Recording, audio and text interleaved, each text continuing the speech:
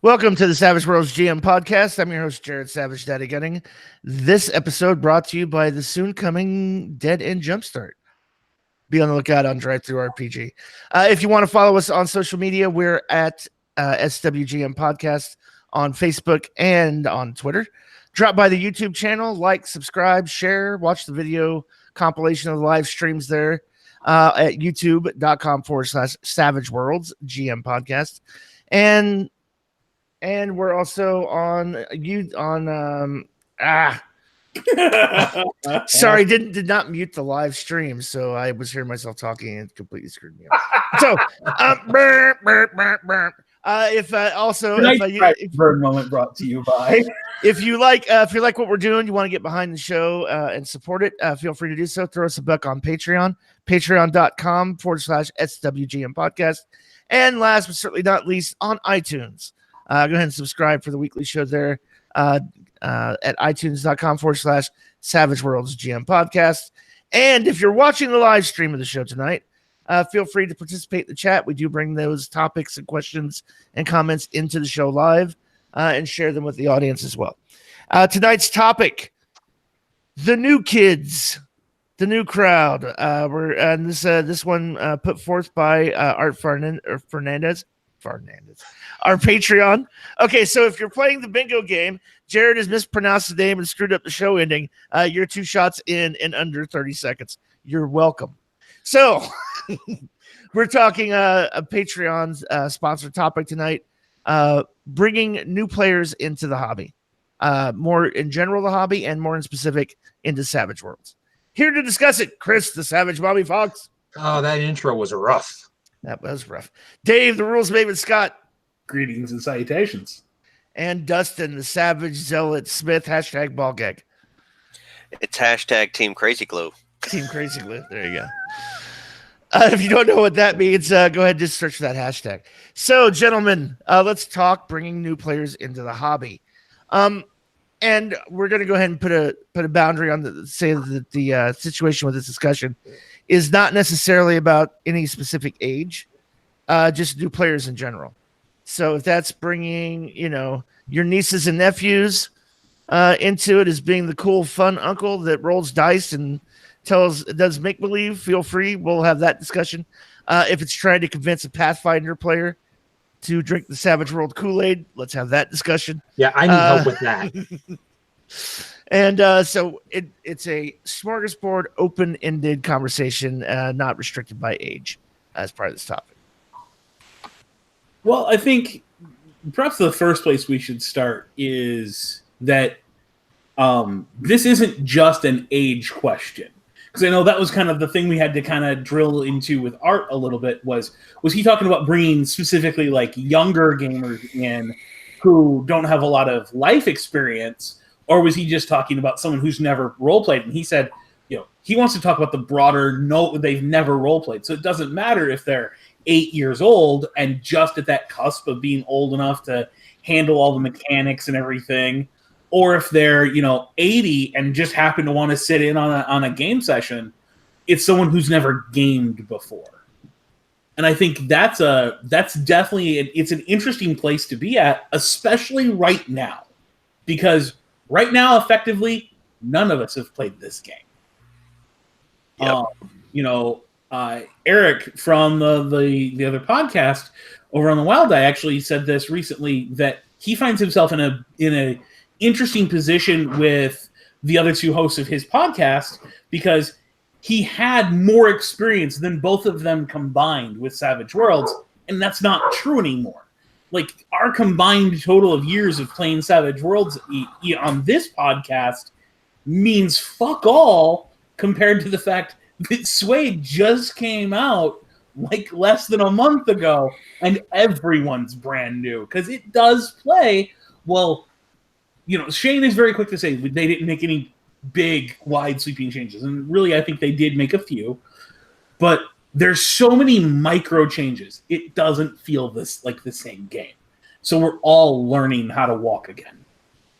Yeah, I just tried to run a grapple in a game Friday night, and there was a lot of, whoa, stop, hold on. Reference the rule. Okay, Does this mean what I think it means? Okay, move on. And I've been running grapples in Savage Worlds forever. There were at least 2 instances where the mistake was too big and too far back for us to reset to retcon it back, because it was going to take the fun out of the game to step back. We all just kind of said, well, we did that wrong, we'll do it right next time, moving right along, because there were so many little foibles and stumbles running something as simple as a grapple. Yeah, I mean, I actually broke down. I printed out a copy for myself. I had to have it on paper so I could flip through pages and look for the new rules quicker than trying to do it on my tablet. Yeah, because I ran into that exact same thing. I wasn't even the one GMing. I was just kind of helping my buddy Tim, who's GMing our pulp game for us, learn the new rules. And he was like, well, how do you do this now? I'm like, well, let's look it up real fast. So yeah, there's going to be some learning, but again, I think it made things better for the most part. Well, I don't disagree. It's just it felt a little bit more like playing D&D, where you had to have the book right at the table with you because you have to look at the rules. D&D's so rules thick, you almost always had to have the book at the table. With Savage Worlds, for the last 10 years, most of us have played without a book sitting on the table anymore. Mm-hmm. Right. And now, like, you're looking up every little thing. I think that's going to pass away, though. Oh, I definitely will. I'll say this about the grapple, that experience in and of itself. Is it complicated? No. But it's so new and different than what I'm used to that it's like, wait a minute, hold on. Okay, so if I already have somebody grappled, but I didn't get a raise, they're in what status? And when it comes my turn again as the attacker, I can use my multi-action to try to bump that up to the next level and then do damage, choke. What? It's not complicated. The new statuses are going to make everything take a little longer to relearn, because you're going to have to remember which status is applied. Is this the place where a specific status is applied, or does the player get to choose the status that was applied? Does a raise give an additional status, or does a raise have another effect? All of those little things are going to add up to things that you're going to be looking up for the next 6 months. I mean, let's just be honest. Unless you play every week, you've probably got about 6 months of learning ahead of you, of having to go back to the book just to double check the thing you learned in the last session.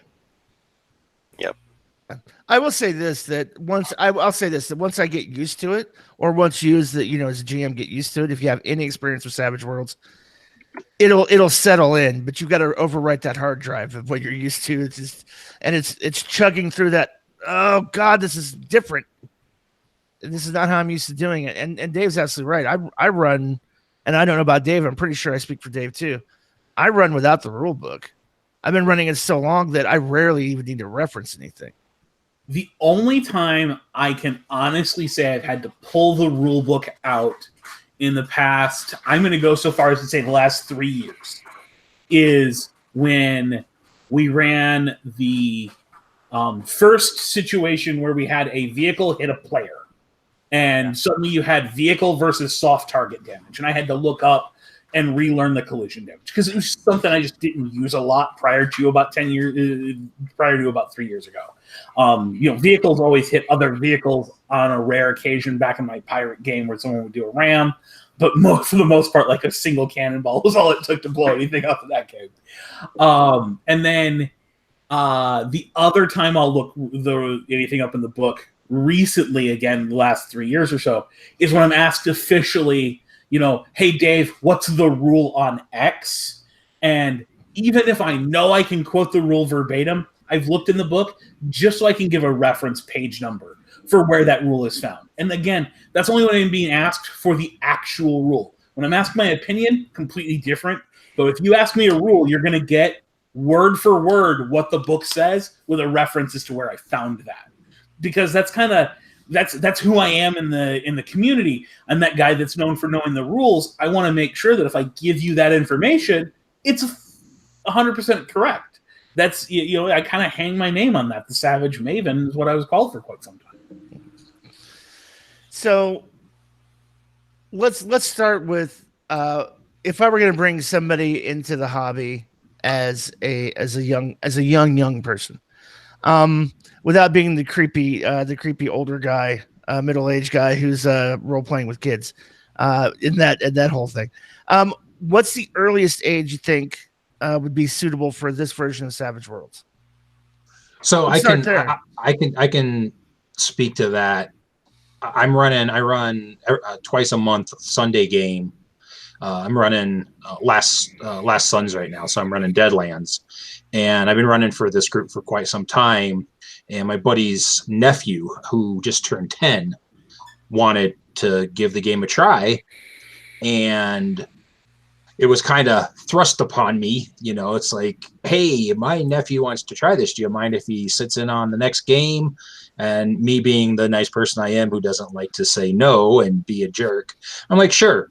I didn't think it was going to be a problem at all, because I'll go into some other gaming with younger folks in a little bit. But that was 4 sessions ago, and I figured he might play one session and be bored.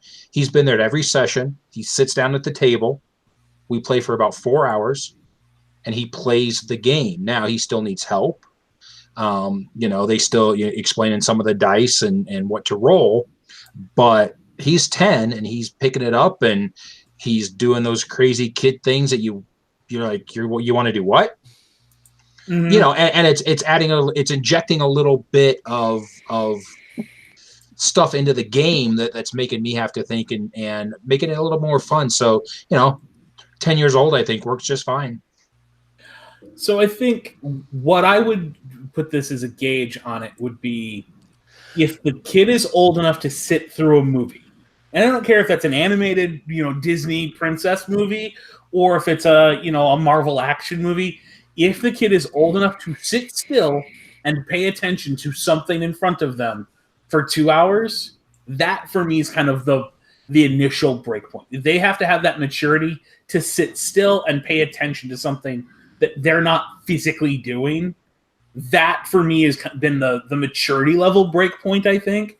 Like we had my son at the table rolling dice for people as young as 4 or 5, because he wanted to be included in what everybody was doing. So he'd sit on mommy's lap, and occasionally he'd say, "Mommy, you hit with the sword," whenever the roll would come up high. But for the most part, he was just kind of learning the physical mechanics of how to pick the dice up, how to roll them, things like that. He wasn't actively playing a character. It wasn't until he got to about 8 where now he is mentally grabbed onto the story being told by other people and wants to add to it. He wants to add something to that scene, and he's able to pay attention and sit quietly and listen when it's not his turn. So for me, that 8 to 10 region is probably about right. But again, it's more a maturity question than an age question, I think. Okay. I think you're right on there. You're absolutely right, Dave. It is definitely a maturity question. And I kind of want to say that it's not just a maturity of the person that's being introduced to the game, but also sort of the social maturity of the other players. Because everybody, there's this sort of communication being modeled at the table. And so the players have to be adults, but they also kind of have to be playful. That you have to find that benevolent inner child, not the malevolent. Yeah, you can't have a kid join a game with a curmudgeon, because then you've got somebody sitting in a corner who's grumbling about the kids stacking their dice, or gets upset every time the kid introduces that moment of levity to the game that Chris is talking about, where the child's mind came up with something so imaginative and so out of left field that no one was expecting it. And the curmudgeon goes, "I thought we were doing a serious game." Right.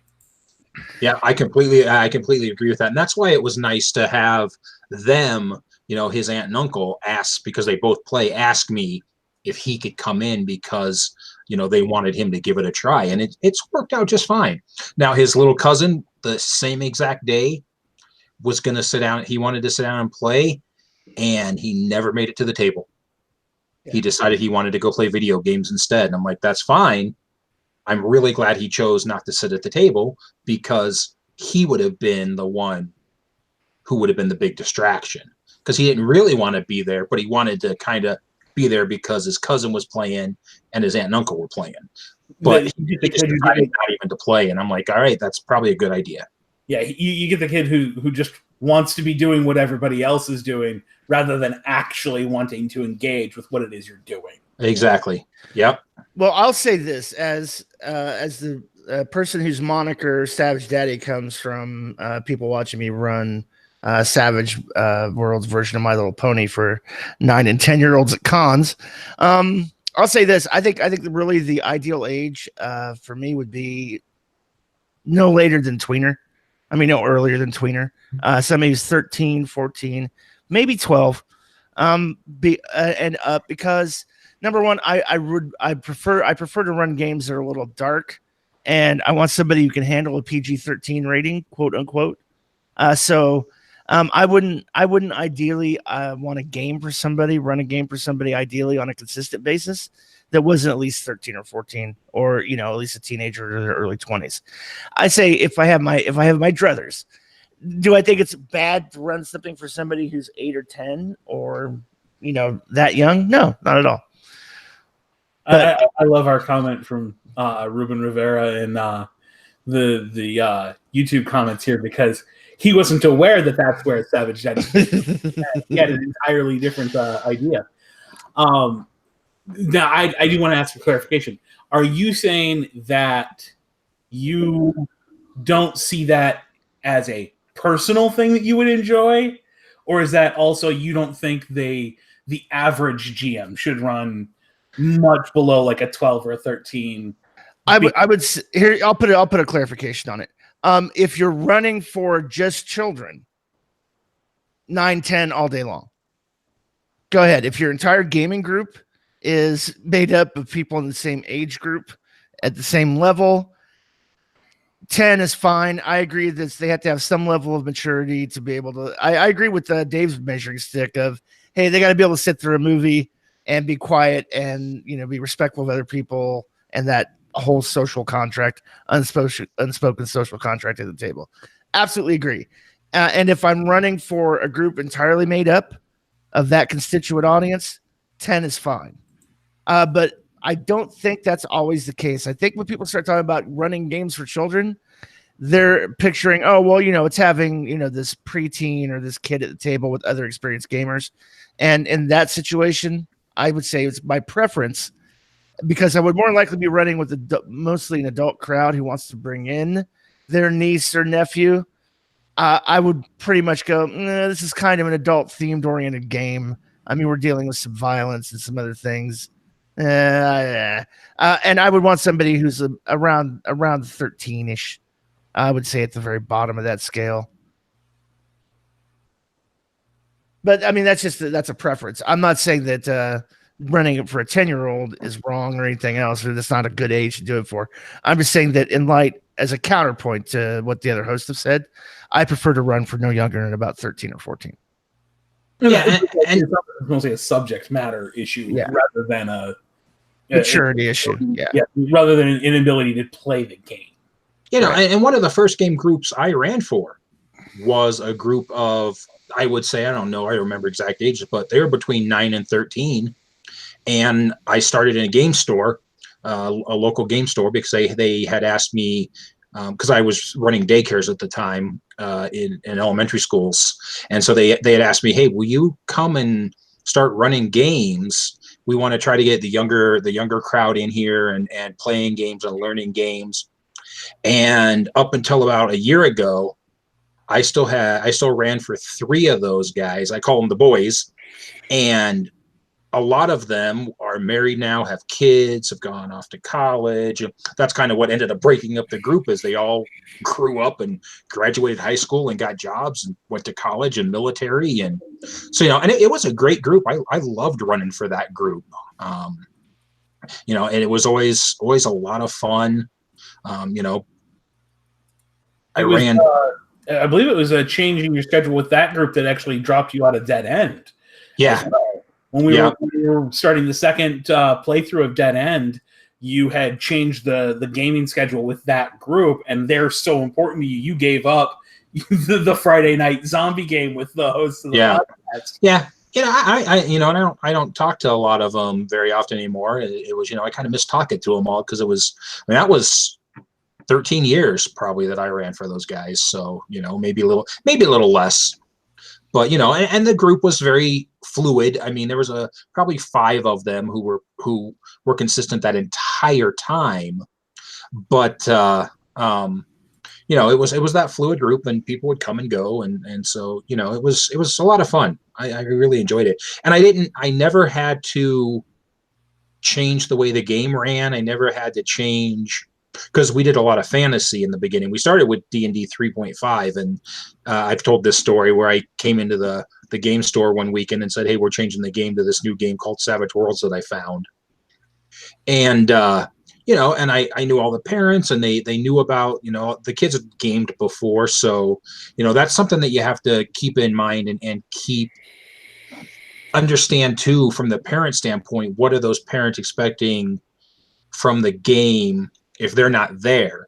Because some parents might not like the violence and might not like those types of the simulated killing of orcs and all that kind of stuff. So you've got to be aware of that. You got to talk to whoever's parents or uncles, aunts, whoever. You got to understand what can you do, and I'm doing that a little bit in the Sunday game right now. There's been a few things in my game where I've kind of asked them beforehand, can he, is this okay? Can he handle this? And they're like, yeah, just go for it. And if there's something that we don't want to do, we'll just let you know. And I'm like, okay. Yeah, and that's more than anything else, Chris. That's more than anything else why I say the preferred age range starts for me at 13 and 14. Yeah, but I would for say that very reason. Even a 13 and 14-year-old, if their parents are not there, and they go home and say stuff that happened in the game, and the parent comes back and goes, "Oh no, that's we don't agree with that. We don't want that happening." I think even a 13 or 14-year-old, you still have to pay attention and be aware of that. Now, obviously, not nearly as much as you have to with a 9, 10, 11-year-old. Right. But I still think it's something to think about, and something that you need to make sure that your I can't say the word. Cognizant of? That's the word. Yeah. I can't speak now all of a sudden. I would say this. It's more than anything else. I mean, this regardless of the age of your players, that's a session 0 conversation, which we talked about over and over. Sure. Most definitely. The difference is of whether or not you're having the session 0 with the players or with the players' parents. Or both. That is a completely different thing. Is you end up having to have some of that session 0 conversation, not with the player themselves, but with their parent or guardian, who sets the limit on what that child, because really that's what we're talking about at that point. When we're talking about a younger gamer, we're talking about a child, and their parents set what they are and aren't allowed to interact with. Right. I have a couple boilerplate templates that are personal waivers for the parents to sign for their children to participate. This game features cartoon violence, cigarette smoking, and alcoholism as popular recurring themes. Please check here that you agree with that, and not hold me liable or condemnable for any harm to your child. So while we're on the younger gamer subject, there's 2 things I see talked about kind of ad nauseum in the community with this. The first is going to be one of the places where I have a very controversial opinion. The other is a spot that's less so. And where I have a controversial opinion is, I think as a GM running the game for a younger gamer, it is your responsibility to push non-combat solutions to them. Push those to the forefront and make combat a tertiary at best solution to the problems and situations you put their characters in. I think that it is a responsibility that we have in the idea that, yes, we're all playing a game, we're all there to relax and have fun, but because you're talking about a child, you're shaping the future generation of the world, and we all like this thing called civilization. And if we want that to continue, we can't let the kids go all Lord of the Flies in the games, because if that's how they learn to resolve conflict in their kind of a free, open test bed environment, then that might be what they're going to do out on the playground or going forward in their actual lives. You can only allow them to go Lord of the Flies if you have a conch shell. Wait a So minute. that way they know who can speak. That's right. Wait a minute. And, hey, that's what made America great. I don't know if I like this mamby-pamby, peace and love and hugging everybody bullshit. No, just kidding. So Dave, are you. you saying give them a participation ribbon? That's right. No, go kick his ass. No, I'm saying. What I'm saying is that the thing about this is we hear all the murder hoboism talk Right. about. Yeah. No, I'm kidding. I agree with you. In the past, that you want to make sure you don't put the players in a corner where their only resolution is through combat. I'm saying you have to do the exact opposite with younger kids and put them in a situation where combat is not an option most of the time. Right. Sure. I agree. Well, and also too, you're shaping the future gaming audience to make that more palpable for when they advance, if they get into gaming, to where they advance and aren't all murder hobo-y. I mean, right? not just the future generation. I actually use role playing, not with dice, but role play scenarios with my clients who are adults. Most of them are in their 50s and 60s and haven't had enough socialization to actually know how to interact. Yeah, role playing is a great skill to have to help people understand what they're supposed to do and what the expectations are of them socially, and to generate options. Like Dave, you were talking about, push the whole non-combat. You can just generate options. You can say, well, yeah, sure, like attacking is an option, but have you considered maybe making a good argument? You could potentially persuade them. This creature over here, it can't really talk, but it is afraid of things like fire and ice. Like, before you go into a dangerous place like a cave, maybe you should look around, see what's around you, get an idea of what you're walking into instead of just going in.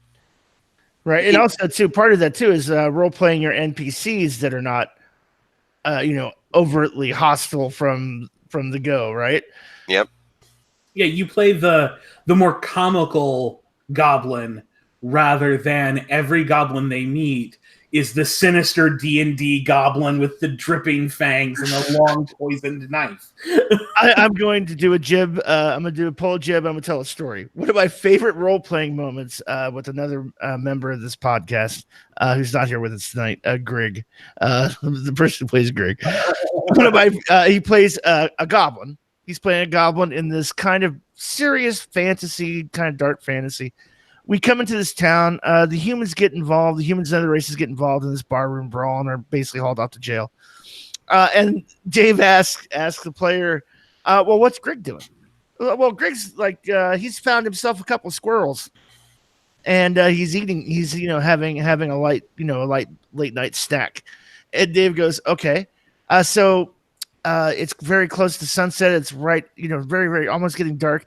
And this child steps out the front door and locks eyes with you as the goblin.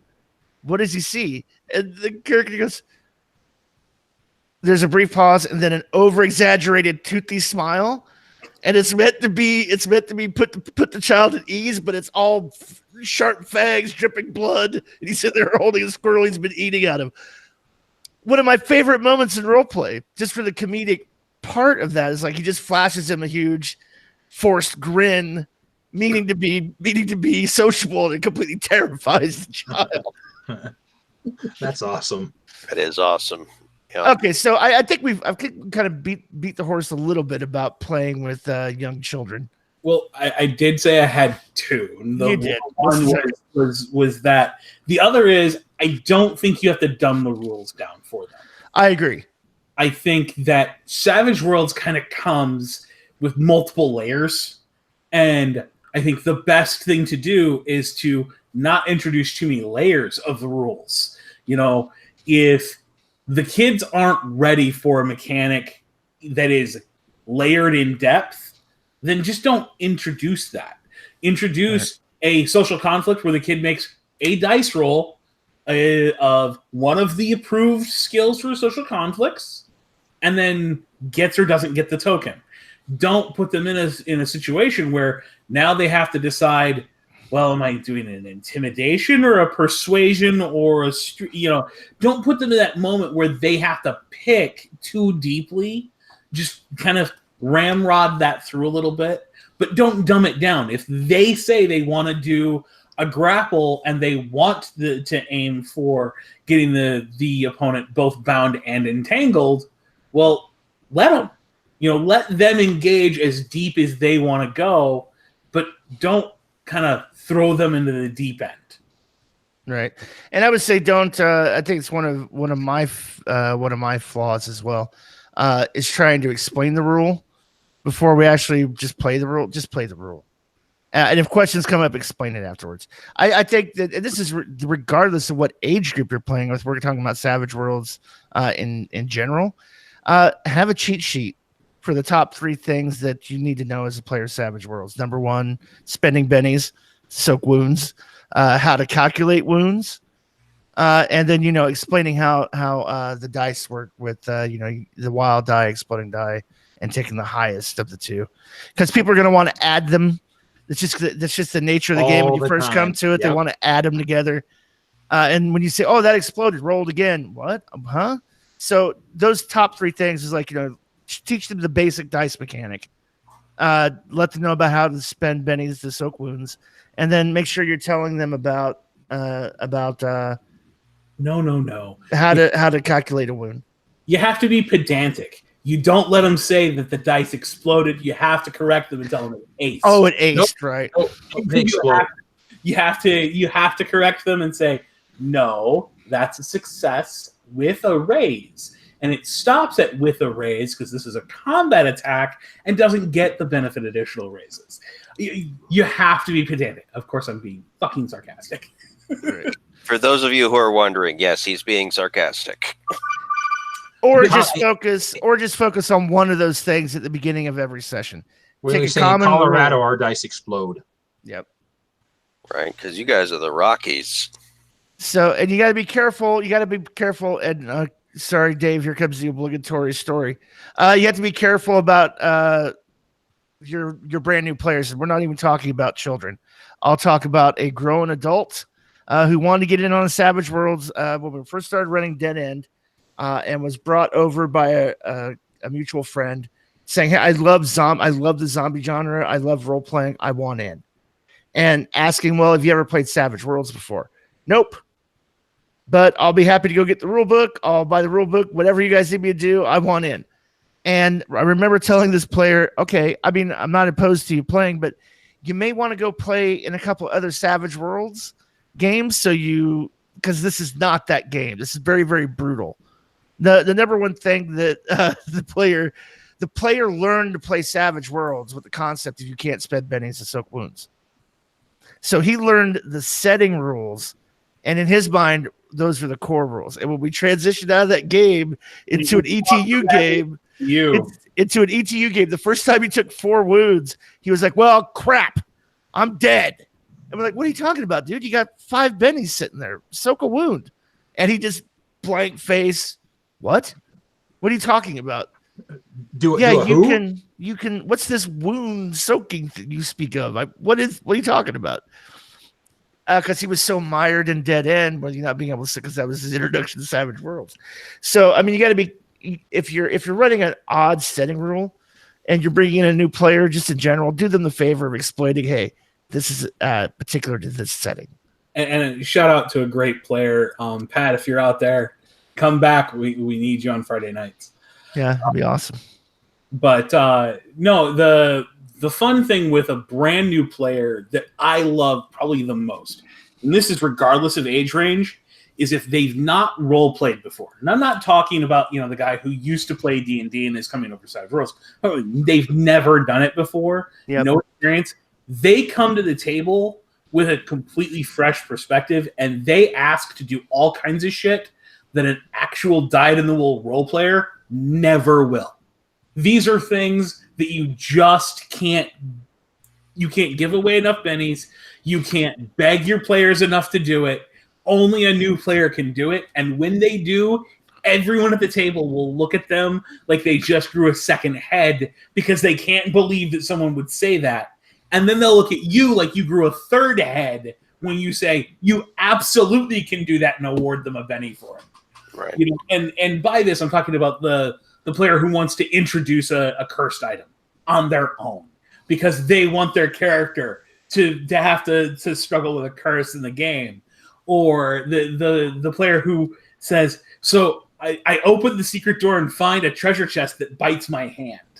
Like, you never get an experienced player who wants to add another challenge to the game.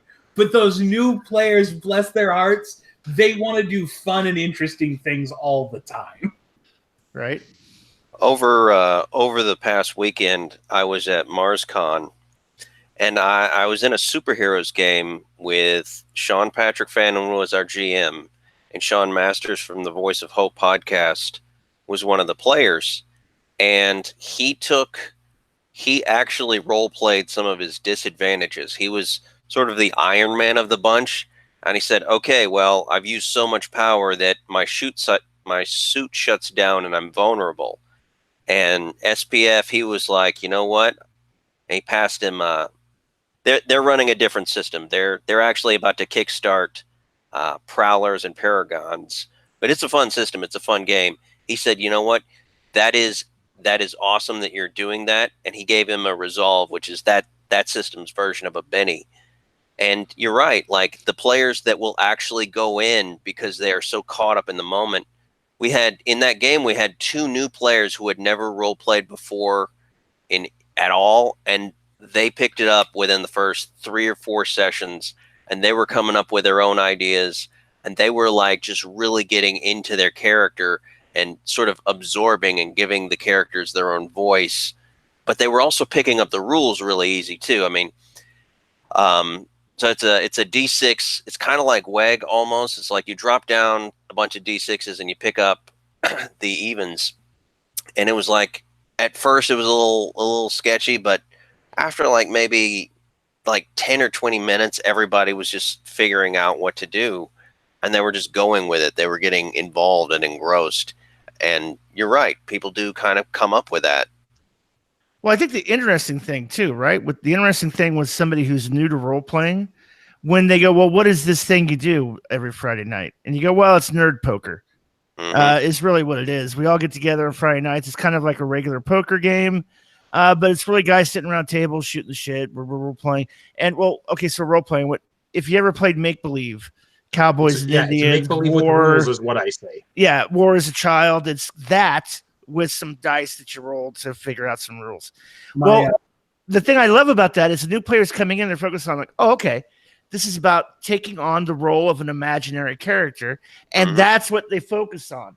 They don't focus on here's all the rules and here's how I can win and maximize my opportunities in every session. They don't focus on the gaming part of the role-playing game. They focus on the role-playing part of the role-playing game. And that's what made it great. Like, one of the players was a young lady, and she picked up sort of a monk character, and she had to figure out what it was, but she sort of used a few powers exclusively, and she got this tone to where the other players would do something crazy and she would chastise them. And Sean Patrick Fannin is like, well, I didn't expect her to have that voice, but that's how you're playing her. That's how you're playing her. We had this other guy, and honest to goodness, I feel like he had been at the party before he came to the table. And so he was really he was feeling it. We were talking, he was kind of in that whole party mood. And within 20 minutes of sitting down, getting his character, he was a proper British druid level mystic. And it was great. Yeah, I think one of the more interesting things I've had happen where, a brand new player sat down at the table, and I think I've told this story before about my niece, was all of a sudden she just started narrating this scene where her character wandered off without the rest of the party because she's the sneaky little screw up at my brother's house. She's the kid that's known for sneaking into everybody else's room and stealing their stuff. So she snuck off to go find herself some extra treasure and narrated finding a trapped secret door where she got stuck inside the trapped room away from the rest of the party, and narrated like the sound of her tumbling down the trap and Dopplered her own voice as she's narrating this. And it was just one of those great moments to watch, this brand new role player take and just run with the ball, not just in wanting their character to do something interesting, but also just run with the narration part of the game. Because that's something that we all struggle with a lot is we hear, well, how do you narrate a dice roll? How do you do this? How do you do that? How do you make it exciting? This new player saw the game so vividly in their head that they were narrating it, not relying on the GM to narrate back to them the outcome of their action. They just narrated the whole thing. That's awesome. I wish more players were like that, myself included. I'll put myself in that. I should do more of that. I'm just a boring player. I'm just such a boring player. Well, we've all played for so long that I think there's a rut we get stuck in that one, you play with that one GM one time who takes all that away from you. And now all you say is, I swing my sword at the orc. That's all I'm going to narrate because I've been browbeat or slapped enough times where I don't feel like I'm capable of saying more. And here's the thing. I play in games run by Jared where I'm basically a co-GM.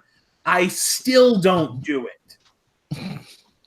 I will sooner ask Jared a mechanics question of, can I do X and name a mechanic, than I will say, this is the interesting thing my character does. Because I'm so stuck in that rut as a player that I can't break out of it. Well, and here's what I think is interesting too: is when you take it depends on your GMing style, but when you take an idea or a concept and introduce it and watch a role player run with it, I enjoy. For example, like when you critically fail a notice roll, it doesn't just mean that you don't notice the thing. It means that, and I will introduce this. I'm like, well, what if that means that you notice something completely different and you're 100% convinced about it? Not that you just didn't notice what you were making the roll for, but what does that mean? So, and a great example of that is Dave doing this in one of our dead end games where they come across the body, and he goes, "Can I use healing as kind of a autopsy type roll to figure out how she died?" I'm like, absolutely do that. He critically fails, and because we've introduced that, he and I on both sides have introduced that concept or that nugget of role play before. Dave just picked up and ran with, "Oh my God, she was murdered," and that's not at all what happened. But it introduced something intrinsic into the group. There's another one that's happening in our Friday night game right now in a critical notice roll. The character's convinced there's this thing over here that's the best possible option, and as the player, he knows it is death. But his character made a critical failure on the notice roll, and his character is convinced that's where we should head. That Dead End is a special kind of screwed up game in which the players are masochistic to a level that you don't see elsewhere. And I'm really looking forward to seeing Dead End released to the public now that the back on Tuesday when the Jumpstart dropped to all the Kickstarter backers, and once we can get it out there publicly available, I want to see the reaction as to how many groups suddenly find themselves going that deep down the rabbit hole where all of a sudden the players are doing just the worst possible stuff to their own characters. Right. But I mean, you can take the same concept as a GM and just introduce this idea. Oh, well, you critically failed the notice roll. So here's what you failed to notice. Here's what you think it means. And once you do that and introduce that as a possibility to a new player, they'll tend to run with that on their own without you bringing that up again. And so, I mean, there's things you can do as far as a GM as a new player to sort of shape and mold the style of play you want at the game. So let's talk about that. We talked about role playing with young children, introducing them to the hobby, introducing someone who's never role played but wants to. I don't think you really have to go out and do a lot of recruiting for that. I think that kind of just floods into your gates through networking. Oh, well, I got this buddy who knows I've been doing this for years who wants to get in on it. He's never role played. Can he play in our game? What about the dyed-in-the-wool Pathfinder player whose group is broken up and he wants to get in your game? How do I introduce that as because they're not a new role player. Right. They have 10 years of experience with another system. But as far as Savage Worlds is concerned, they might as well be fresh off the boat. Brand new, ingenue, never played before. Everything we said about running for a 13-year-old, do that too with them. The answer is you don't. You leave that heathen to die in D&D hell. Yeah. Well, they have chosen the path. I mean, we've got a little bit of that in our Saturday night group. We've got a few people who just will not give anything but D&D or a D&D-esque game a shot. I mean, one of the people in our Saturday group I went to lunch with, and we were talking about Savage Worlds, and we've got two groups going right now. One is a Middle Earth 5e, which is D&D, and the other one is a Savage Pulp game. And he was saying how, well, I might have to get into the Savage Worlds game. I'm like, so what is it about Savage Worlds? Why do you not want to play Savage Worlds? And this is what he told me. Well, it's okay for role playing, but it just can't do combat.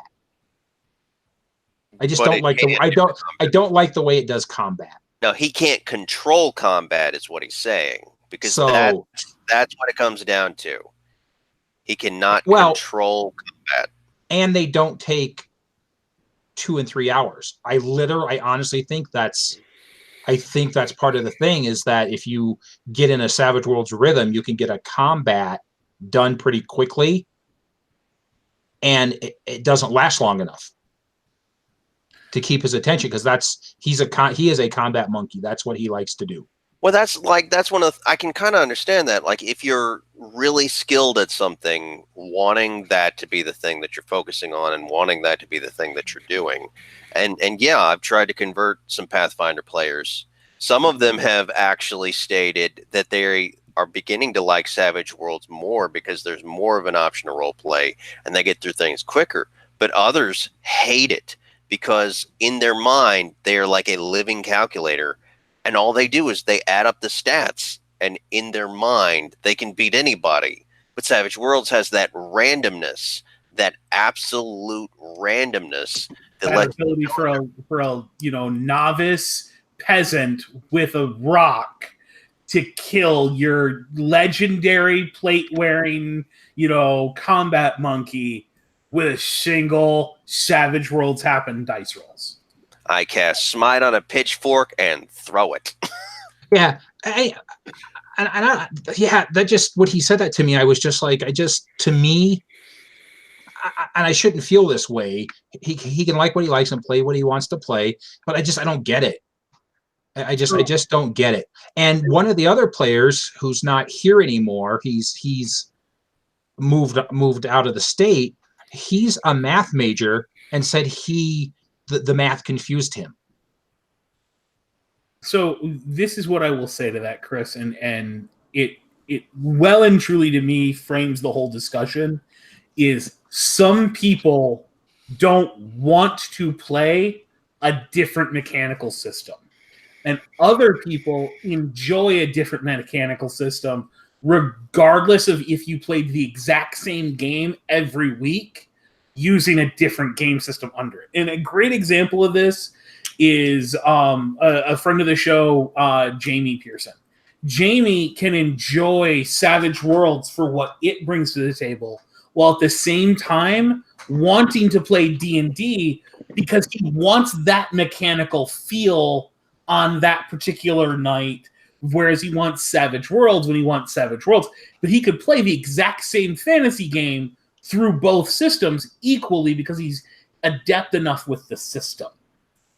And I think that's where you run into that issue, is you get the guy who's just opposed to playing it with a different mechanical system, because it's like, we all like board games, but maybe I like poker and you like dominoes. There's nothing I'm going to do with poker that's going to appeal to a dominoes player. Right. There's nothing you can do with dominoes that's really going to appeal to a poker player. And it just doesn't work that way because they're very different mechanical games. And it's the same when we start into our hobby. We all think it's kind of this universal thing because it's all imaginary and in your head and it's just a story, that it doesn't matter that underlying, mechanical framework that's under it. But that mechanical framework quite simply matters more than the story when it comes to what you choose to play on a Saturday night. My Savage Saturday nights aren't Savage Saturday nights because that's the night I role play. They're a Savage Saturday night because that's the night I play Savage Worlds. And it wouldn't matter if I was playing, Dead End, Dead Lands, or if I did a Savage Showdown rules from years ago and played, a Warhammer 40K match using Savage Worlds rules. It wouldn't matter to me because it doesn't matter the flavor. It matters that I'm playing Savage Worlds. Right, yeah. So Pathfinder players are not redeemable?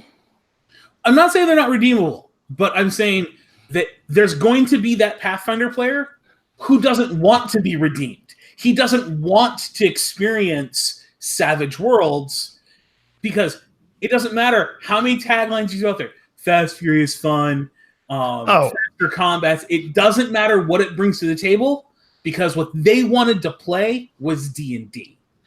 I agree. You can't convert the saved. You're not going to convert a Christian to Judaism. It's just not going to happen. Well, yeah, and I guess it's so much that I want people to like Savage Worlds because it's what I like and what I love. So I guess that's part of the thing. I just need to get over that. But we're kind of, and that's a discussion worth having. Talking about well, how can you convert somebody? The simple answer is you can't. Don't waste your breath. Don't waste your effort. Their mind is already made up that Pathfinder is a superior system. They want to play Pathfinder. They want to play D20. They want to play D&D. That's their jam. That's what they learned. That's what they're comfortable with. That's what they like. That's fine. Let's talk about bringing in a player who's been playing Pathfinder for 2 years and their game is broken up and they're open to trying a different system. Not necessarily Savage Worlds, but that's the point of discussion. But if it were Fate or D6, so are they system amorous?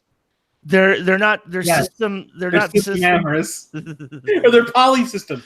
They're poly system. Yeah, they're polysystemic. Yeah. So they're open to learning a new game mechanic. They're not opposed to Savage Worlds. How do you bring that player? Introduce them to Savage Worlds as that facet of the hobby. So we used to say all the time, play something different. If they played D&D, run Star Wars. If they played D6 Star Wars, play Riffs. If they played Mutants and Masterminds, play Deadlands. Deadlands. Make that genre shift as part of it. I have reversed on that in recent years. And it's mostly down to something that we did a couple years back on this channel. We did Rise of the Rune Lords. And we ran the exact same scenario back to back, 1 week in D&D, or rather in Pathfinder, and the next week we ran the exact same scenario with the players playing the exact same characters in Savage Worlds. And watching a dyed-in-the-wool Pathfinder player get it in the middle of that game where my character suddenly could do something 1 week I physically, mechanically could not do the previous week. That's that moment that you can truly have that breakaway thing, is let them see what they suddenly can do in the exact same story because of the mechanics change.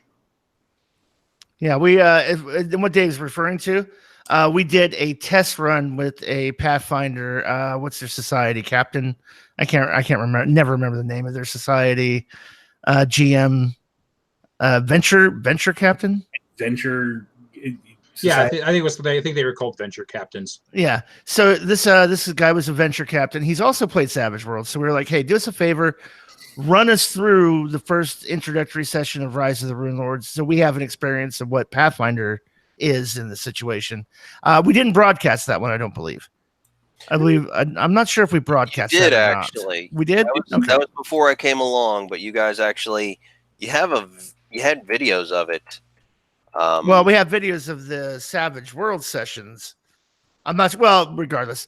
But one of the things Dave's talking about, he's like, well, I'm gonna in the Pathfinder version, I'm gonna run, drop to my knees, and as I pull my sword, slice the belly of this decayed wolf dog warg that the goblin's riding on. And the venture captain had to go, well, actually, you can't do that in Pathfinder. You can't move through an occupied space. Okay. And then we go and do it. And then Dave does the exact same thing in Savage Worlds. And I'm like, oh yeah, you fucking can do that. And watching him go, huh. And then seeing him go, well, hold on a second. You know, you normally can't do this in Pathfinder, but I'm gonna do this. Can I do this in Savage Worlds? Yeah, absolutely. By the end of that playthrough, even he was having his character do things he couldn't have done under the Pathfinder mechanics in Savage Worlds, and having, you know, a lot of fun being able to embrace the story side of the game from a different angle because mechanics weren't in his way. Right. One of the things that I really like most about Savage Worlds is the fact that you have the ability to re-roll thanks to bennies. I am not such a fan of settings and game systems where you're just stuck with it. Like, you can't, there is no hope. Oh my gosh, I was in a D100 game over the weekend and I couldn't do anything. Like, my best skill, I couldn't even do that. I could get right next to a success, but I couldn't succeed. It's terrible. Dan Riley brings up an interesting point in chat, and that is that the other aspect of just carrying over from what you were playing before, let's say, again, you know, for the sake of argument, we're going Pathfinder. If you're still playing in that world, Glorian or whatever I think it's called, then I don't have to re-explain who the gods are, who the other, you know, rune lords are. I don't have to explain the world. I don't have to explain what it is to be a member of the Thieves Guild and what's expected of that type of a character. I don't have to retread any of that ground. So the player is only learning a new system, not also trying to learn a new genre or new world. Yeah, and see, going back to running for the boys years and years and years ago when I made that change, like I said, we were playing 3.5, and I was running Age of Worms, which was an adventure path in Dungeon Magazine, and I just transferred that right over to Savage Worlds and kept the same world. I ran all the adventures. I just kind of converted them on the fly as and just kind of did everything on the fly as I went. And it worked out really well. I mean, it was fine. And that kept all of them. They had the same characters. Of course, they looked different, but it was all the same characters. And I tried to make them so they could do pretty close to what they could do before. So they didn't have to relearn all that stuff. So that's a really valid point, Ian. I think taking the fluff from a Pathfinder scenario, if they were in the middle of a scenario or a published campaign in that world, I don't see anything wrong with. I think it's probably a pretty good idea to transition over doing that using the fluff and the story that they were already familiar with. The problem with that is you have to do it justice as a GM because you got to do your homework and know that world. So if you want to do that for a Pathfinder player, you got some learning to do. There's some homework involved. But you know, I already knew everything because we were into the campaign at that point. far enough that I had read all the adventures that were coming up, and so I had a general idea of what was coming up. Now half the time I forgot stuff, but because that's just what happens with me, is I can't remember things I read 5 minutes ago. What I was going to say is I think that it's a lot easier if it's your own game. Like, if I'm running you through Pathfinder, and then I'm going to run you through Savage Worlds, and it's the same, we're going to keep the same world, the same characters. I think that's a lot easier than if, like, Chris ran you through Pathfinder, and now I'm going to run you through Savage Worlds. Because as a GM, I might be just different enough from Chris that even if we are working from the same playbook, at the table, the experience is different. And the world is still going to feel different. I agree. So I think there is an aspect of that there too. I think there's a lot when you ask this question in the Savage Worlds community. How do I bring a Pathfinder player into Savage Worlds? I think there's a lot of preconceived notion about, well, you have to basically brainwash them. You have to reorientate them. So you have to control that situation.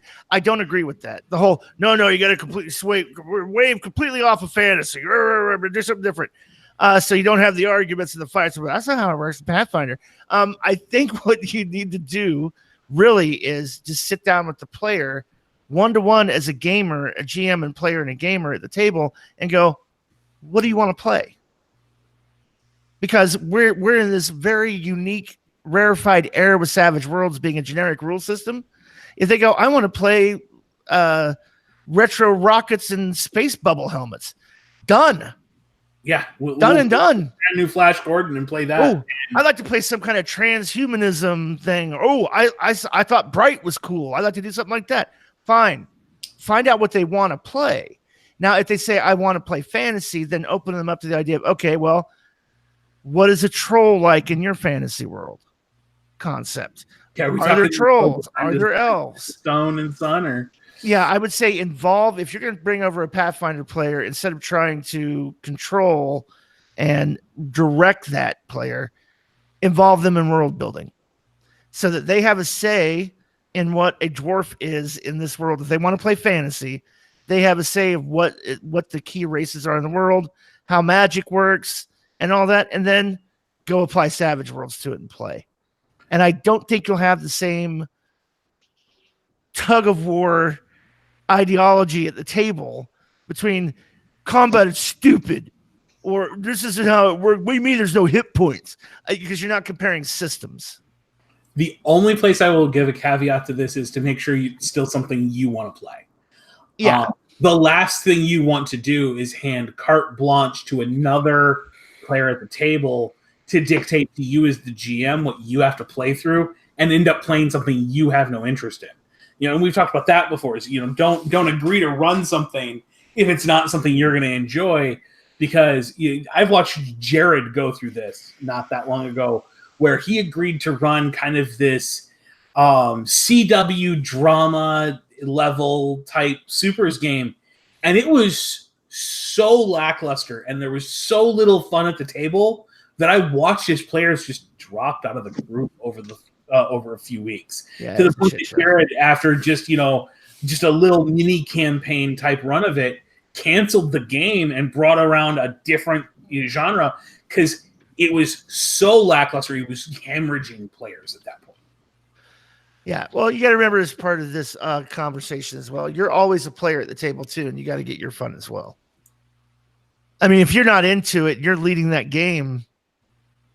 What kind of game is it going to be? If you're not enthusiastic about the game, you're right? playing. Yeah, you're just like, yeah, you swing at him and then you hit him and he hits you and then we're done. Yeah, I swear if I have to hear one more thing about a tome of magic and a wizard with a long beard and a dragon familiar, I'm going to fucking slap my wrist. I can't. that can't be your attitude as a GM. Like, I will say, Jesus, I can't. And done.